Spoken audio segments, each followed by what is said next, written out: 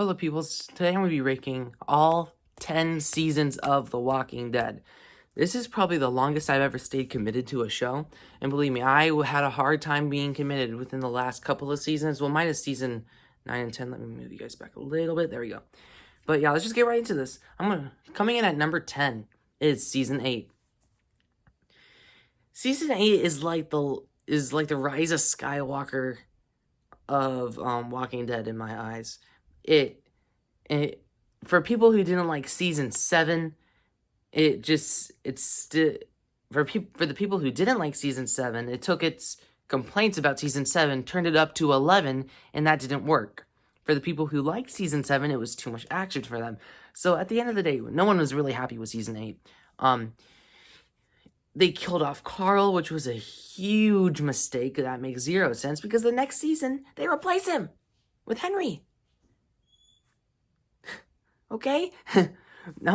It's very clear that the show did not know where to go with this season because every single episode you get a huge, grand action sequence that always leads to nothing. It's always nothing. Action sequence, nothing. Oh, we're going to burn down this place. Oh, but that place is gone. But nothing ultimately happens until the last episode that leads to season 9. And I'm going to give season 8 a 4 out of 10. Coming in at number 9 is season 7. This season was slow. We were promised all-out war, and we got all-out talking with some occasional sequences. This season is very forgettable. I have a hard time remembering it myself. I remember I was very hyped up. Of course, I had that season premiere with the reveal of who Negan got. That episode was strange. I'll say that the season premiere was just too premiere-like. I don't know really how to describe it. It's just there is a part of that season premiere that did not work with me at all. And I want to give season 7 a 5 out of 10. Coming in at number 8 is season 6. Season 6 is just like a gap for in between seasons 1 through 5. And the season 6 is the transition from seasons 1 through 5 to seasons 7 through 10. And that transition was slow and it didn't work. There was some nice world building in the season, and there's a lot of world building that really looks, but ultimately it was just a device to get you from initially getting to the Alexandria to finding Negan. It didn't feel much beyond that. But of course, the episode was really cool where Carl lost his eye. That was one of the most intense episodes of the show ever, and that was a really great episode. Coming in at number 7 is season 4. The first half of season 4 is some of the best the show has to offer, but where season 4 really suffers is the second half, where it's kind of a side quest for everyone, and it kind of got a little boring, but overall, it was still a decent season overall, and yeah, I can't remember the season too much. I think it was halfway through the season is where the governor storyline kind of ended, and then we started getting to Terminus, which disturbingly kind of flew by too fast. The Terminus storyline was such a missed opportunity. It's very fascinating how they just very much breeze through it. I don't know if it's because I binged seasons 1 through 6 and then I eventually got to 7, but the fact, since I just watched it back to back, I went from season 4 to 5. Maybe it's because I didn't have that weight from season 4 to 5, but I know it's a problem I have now, and I'm not going to hold back on it. And so I'm going to give season 4 a 7 out of 10. Coming in at number 6 is season 10, the newest season of The Walking Dead. This season is from a writing standpoint, it's as good as the other top tier seasons. The thing that really bogs it down is my lack of the connections to the characters like season 9 and all the other seasons offered. And if this season had characters I cared about, it'd probably be like maybe like number 4 or number 3. But the other big problem I had with this season was the flow was not that great, I don't think. It didn't feel like the season really had a story. It had the Whisperer War, and it did a really good job of displaying that, and all the Whisperers gave fantastic performances. Every single person that played a Whisperer was great. But overall, I don't think it really had a... At first, I thought, okay, now we're having a slow progression into this really to an overall story. But it just felt like all the season was progression to the last 15 minutes of the season. But overall, I enjoyed it from a technical standpoint. It was really great. The Whisperer War overall was concluded nicely. And I'm going to give Season 10 a 7 out of 10. You can check out my review, which was posted right before this. Coming in at number 5 is Season 2. Of course, this season is known to be slow. It can drag, I will admit that. But what holds the season afloat for me is that it still has characters I like. It still has those zombie scenarios that you wouldn't think of, but will happen. You get probably all the characters that I like the most at once in a season together. And that's what makes Season 2 a lot better after repeat viewings, because you lose so many characters along the way.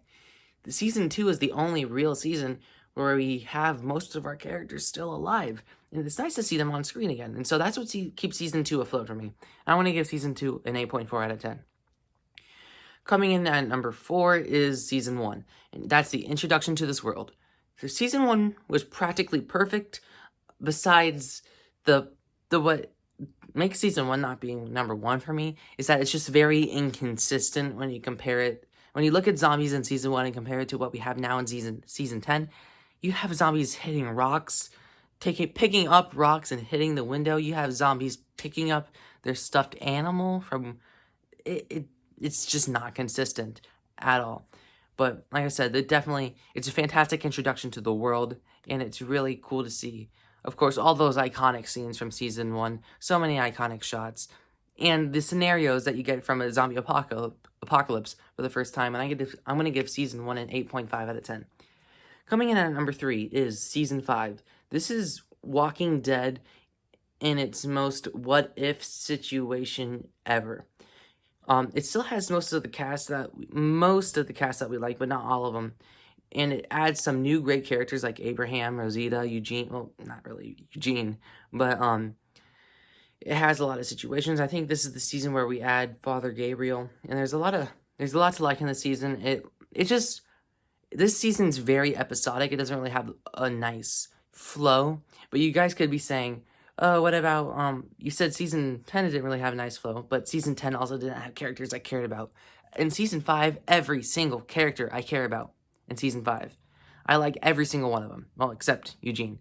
But, Season 10, I just didn't really care. And so that's what boost up Season 5 to a 9 out of 10 compared to Season 10. Okay, coming in at number 2 is Season 9. Wow, I was surprised by this season. They got a new writer, Angela King, I think that's her name. And she did a great job because she was writing about characters I cared about, like Rick. The first half of the season was probably the best of the whole entire show because it still had Rick, which is probably will always be my favorite character. And killing him off, well, not killing him off, but sending him off was an interesting choice. But knowing that the show's gonna end next season, it doesn't really make that much sense to kill him off in the second to last season or take him off. I really like to throw that word around, but it has some decent additions to the Walking Dead world. The introduction to the Whisperers was overall really great. Michonne was a rock star in the season. She was given tons of screen time, and I like Michonne. And the writing was perfect. The Whisperers were terrifying, and Season 9 and 10 are probably the scariest of the whole show. And yeah, I want to give Season 9 a 9.3 out of 10. And coming in at number 1 is Season 3. Season 3 was the prison, every character I cared about, the first antagonist of the show, and so it really had a scary presence with the antagonist. Because I'm going to be completely honest, I was never really too terrified of Negan. I was scared of Alpha, but I wasn't as scared as Alpha as I was when I watched The Governor for the first time, because he was the first really bad guy you got in the show. And so the presence was quite shocking for the show because it was something new. And this season brought everything at the show's best, I think. It brought the situations that you love that you get from a zombie apocalypse. You have the characters you like, all the smart ideas, clever ideas, and the fact that they're living in a prison. I just love that concept. And overall, I really love season 3, and it's the best season of the show in my opinion. And I'm going to give season 3 a 9.7 out of 10. So yeah, that's all 10 seasons of The Walking Dead ranked. And I will see you guys for my Walking Dead followers, who I probably don't have much because, you know, I don't really talk about the show that much. But for the people that just go on my channel for Walking Dead, I'll see you next year, or the year after, or whenever season 11 is going to be released, with my season 11 review and all 11 seasons ranked. So yeah, anyways, like, share, subscribe, and stuff like that, and adios.